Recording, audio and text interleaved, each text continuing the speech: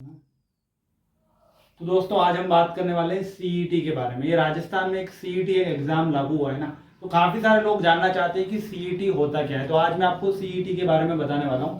Okay, तो देखो CET के बारे में अगर हम बात करें ना, तो सीईटी का मतलब होता है कॉमन एलिजिबिलिटी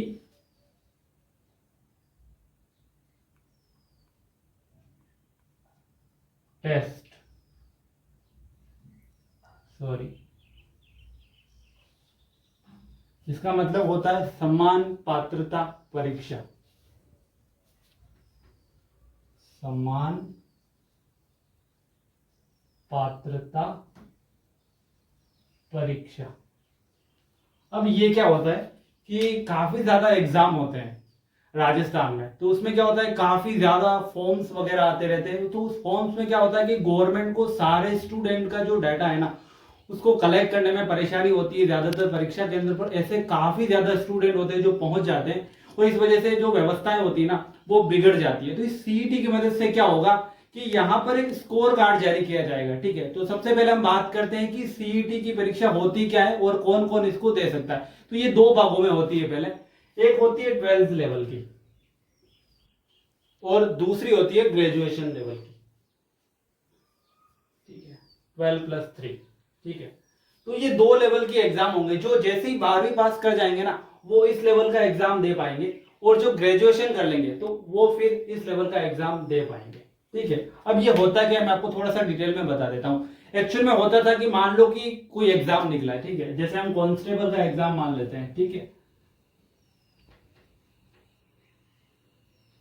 अब कांस्टेबल का एग्जाम निकला तो यहां पर लगभग लगभग मान लो कि 8 लाख लोगों ने फॉर्म भरा। ठीक है, अब 8 लाख लोगों ने फॉर्म भर लिया, तो होता क्या है कि इतने 8 लाख स्टूडेंट को अगर गवर्नमेंट, ठीक है, मैनेज करेगी तो काफी ज्यादा एजुकेशन सेंटर्स बनाने पड़ेंगे जहां पर एग्जाम परीक्षा होगी। ठीक है, तो उससे होगा क्या कि गवर्नमेंट का पैसा भी जाएगा, टाइम भी जाएगा, और सारी व्यवस्थाएं नहीं हो पाएगी। तो यहां पर गवर्नमेंट ने क्या किया है कि एक सीईटी नाम का एक एग्जाम जारी कर दिया। उस एग्जाम में क्या होने वाला है, उस एग्जाम में एक स्कोर कार्ड जारी किया जाएगा।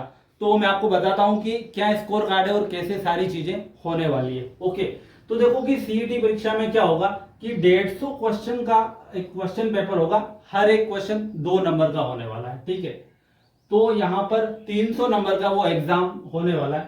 ठीक है, अब ये 300 नंबर का एग्जाम होगा, उसमें क्या होगा कि एक स्कोर कार्ड जारी किया जाएगा। ठीक है, ना तो इसमें कोई फेल होने वाला है, ठीक है, ना इसमें कोई पास होने वाला है। ठीक है, ऐसा बिल्कुल कोई सिस्टम नहीं है। यहाँ पे एक स्कोर कार्ड जारी किया जाएगा। मान लो कि आपने 300 में से आपके नंबर आ गए 180। ठीक है, तो आपको 180 नाम का एक स्कोर कार्ड जारी कर दिया जाएगा। ठीक है, और जब कोई भर्ती निकलेगी, मान लो कि कांस्टेबल की भर्ती निकली, तो अब आपको एक चीज बोली जाएगी यहाँ पर कि अगर आप कांस्टेबल का एग्जाम देना चाहते हो, ठीक है, तो अगर आपके सीईटी में इतने परसेंट मतलब कि आपके नंबर आए हैं, ठीक है, तो उसके अकॉर्डिंग आप एग्जाम दे सकते हो, और जो उस लेवल से उस परसेंटेज से कम होगा ना वो एग्जाम नहीं दे पाएगा। ओके, तो मान लो कि किसी ने बोल दिया कि 40%।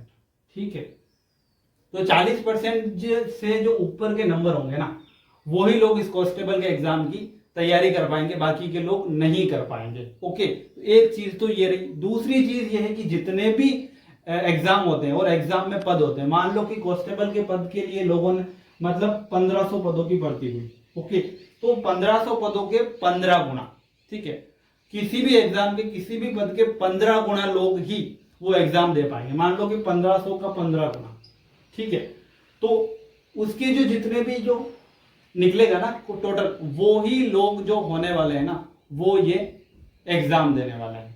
ओके, तो ये चीज आपकी क्लियर हो गई होगी। अब हम थोड़ी सी बात कर लेते हैं कि ये जो एग्जाम होने वाला है उसमें किस लेवल के क्वेश्चन आने वाले हैं, क्या चीजें होने वाली है। ओके, तो अगर हम बात करें सिलेबस की, तो सिलेबस में आपको फर्स्ट क्लास से लगा करके 10th क्लास तक जितने भी जो सब्जेक्ट होते हैं ना, उसमें सिर्फ एक सब्जेक्ट को छोड़ के, यानी कि संस्कृत,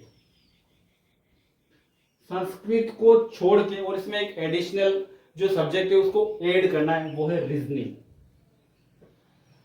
रीजनिंग इसको ऐड कर लेना है और संस्कृत को छोड़ देना है। बाकी सारे सब्जेक्ट आपके सिलेबस का पार्ट होने वाले हैं और इसी सिलेबस से रिलेटेड आपके पास क्वेश्चन वगैरह आने वाले हैं। ठीक है, तो आपको ज्यादा घबराने की बात नहीं है कि भाई सीईटी क्या होता है। मैंने आपको आसान शब्दों में सीईटी के बारे में बताया। अब मैं आने वाले मेरे वीडियोस में बताऊंगा कि सीईटी एग्जाम के लिए और किस किस तरीके के एग्जाम आप दे सकते हैं सीईटी के अंदर आते हैं।